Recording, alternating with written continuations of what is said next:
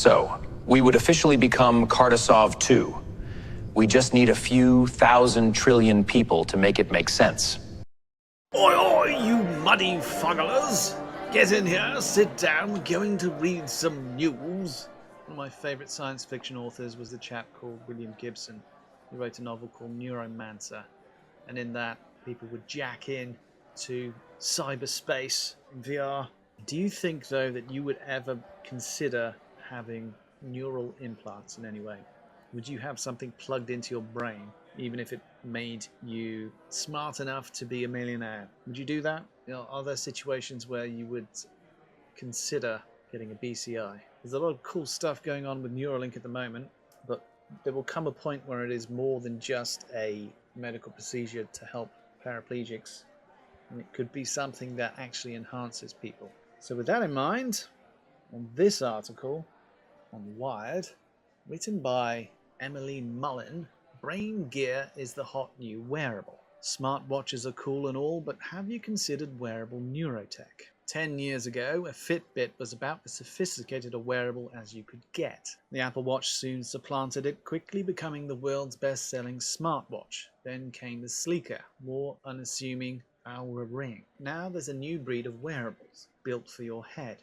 Instead of tracking your step count, heart rate, and skin temperature, these devices are designed to read your brain waves. Using electroencephalography, or EEG, they detect electrical impulses produced by the brain and use AI to make sense of them. Take Elemind, for example. Rather than just tracking your sleep, the Cambridge, Massachusetts-based company's device aims to actually improve it. Elemind's $350 headband feels straight out of Star Trek, and it's designed to boost sleep quality.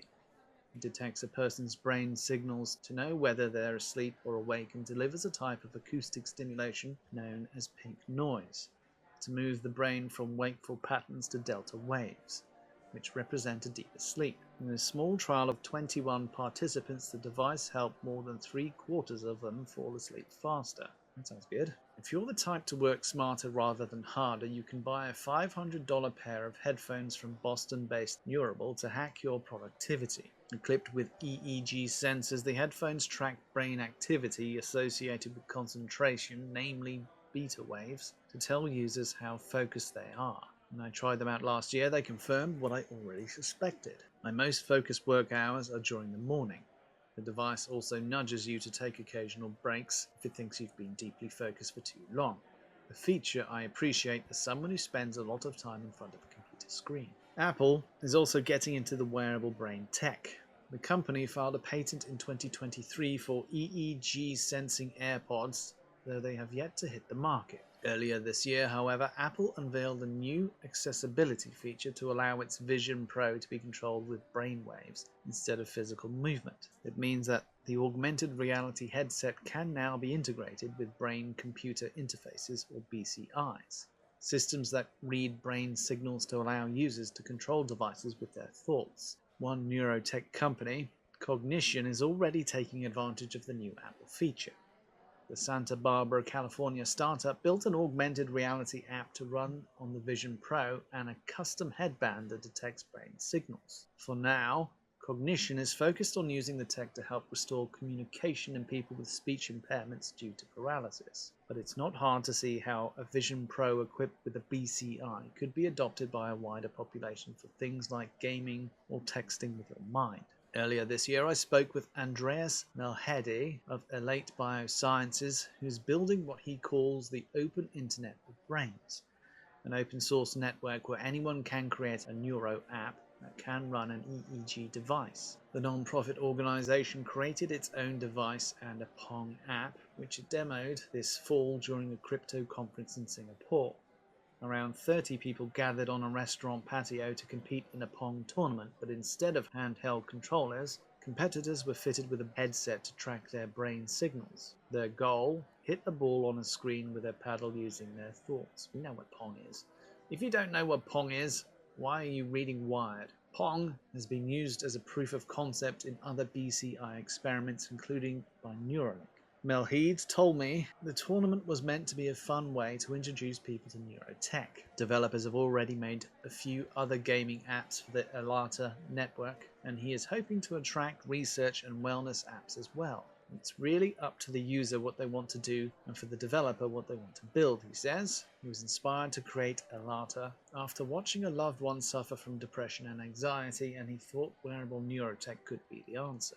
Other wearable makers are seeking regulatory approval as medical devices, like Apple has done for several health features on its smartwatches. Flow Neuroscience of Sweden has developed a headset that emits a type of low-intensity electrical current called transcranial direct current stimulation to treat depression. The companion app provides behavioral therapy guidance and monitoring.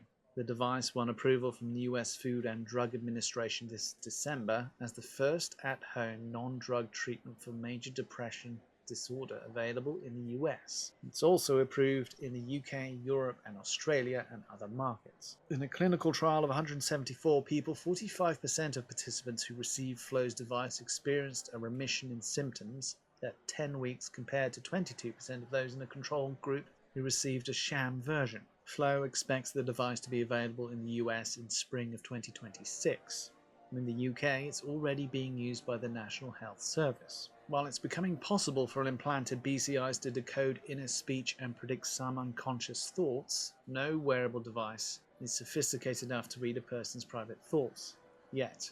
These consumer devices rely on AI to help recognize specific brainwave patterns associated with certain states of mind. But that brainwave is still highly personal and can reveal a lot about the person's mental health or emotional state, which raises questions around how the data collected from these devices will be stored and protected. The brain is the last frontier of privacy.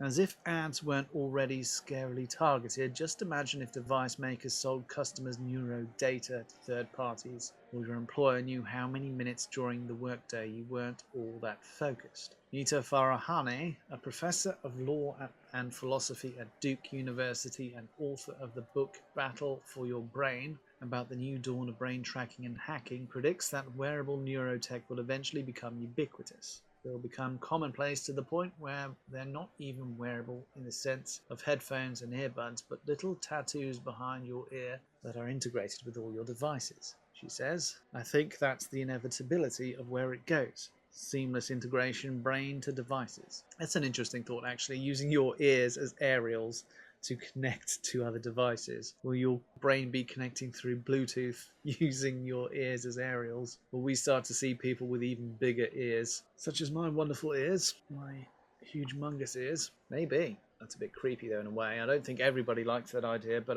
I think we're in a situation in the curve of AI and technology that people who get involved with keeping up with AI are going to be the ones that have the last chance to guide it. So one of the things I hope I can encourage is people to get involved with AI, understanding it. And I'm still learning, I'm not an expert. You know, there's stuff that I've done, but there's equally all sorts of other AI related things that I'm still going to jump in and get involved with. But if you can enhance any aspect of your life using devices that interact with your brain in non-normal senses, then people who do that are going to be more successful. They're going to be the ones that define how this technology moves forward.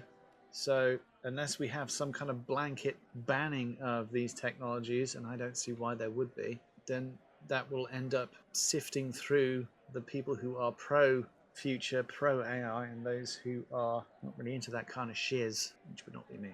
I am a progressive in the actual sense, not in the ridiculous redefinition of it. So I think this is potentially a good thing. I love what I've seen with Neuralink, what they've been doing. But this article seems to be describing a lot of non-invasive BCI stuff. If you could access the brain without having to plunge wires into it, is that not going to be more popular? I would have thought so. It would have to be a significant advantage in a non-injured person having a Neuralink, but perhaps there will be one day. Maybe that's what's coming. Moral of the story is, we need good cyborgs. Thank you for joining me wherever you are. Make sure you hit that like button if you like me. You can also follow me wherever you are. But that is it for now. And the only thing I have left to say is Pigwig out. Oink, oinkity, snort. Snuffle, snuffle, squeak, oink, oink, wee. Squeal, snort, snort, oink, kitty, squeak. Oink, oink, oink, oink, squeak, squeak, wee, wee, wee. Snuffle, snort, squeal, squeal, oinky, oink, snort, snort, squeak. Oink, oink, oink, oink, oink, oink, wee, wee, wee, wee. Oh. Snort, snuffle, oink, squeak, squeal, wee, snort, oinky, oinkity, oink, oink. Snuffle, wee, squeak, snort, oink, squeal. Oink, oink, oink, oink, squeak, squeak, wee, wee, wee. Snuffle, snort, squeal, squeal, oinky, oink, snort, snort, squeak. Oink, oink, oink, oink, oink, oink, wee, wee, wee, wee. Oh. Oink, oinkity, snort, snuffle, snuffle, squeak. Oinkity, oink, oink. Snuffle, wee, squeak, snort, oink, squeal. Oink, oink, oink, oink, squeak, squeak, wee, wee, wee. Snuffle, snort, squeal, squeal, oinky, oink, snort, snort, squeak. Oink, oink, oink, oink, oink, oink, wee, wee, wee, wee. Oh. Squeal, squeal.